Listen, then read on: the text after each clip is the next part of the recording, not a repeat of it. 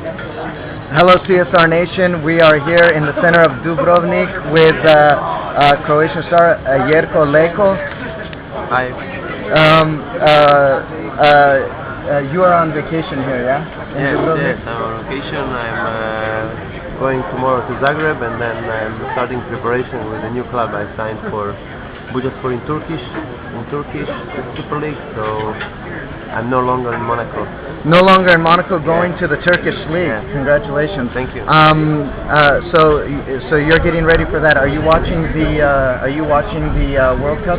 Yes, sure. I watched yesterday also the games, and today very interesting game against Mexico and Uruguay. So I will be watching, and I hope France also play today. So I will be watching this group who's going to finish first and second. So it's very interesting. Great. So these guys that are on this website on CroatianSoccerReport.com, they know everything about you. Okay. They know what you have for breakfast. I don't know how, but they do.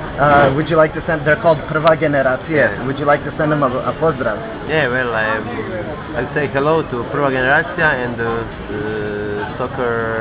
Croatian Soccer Report. Yeah. .com.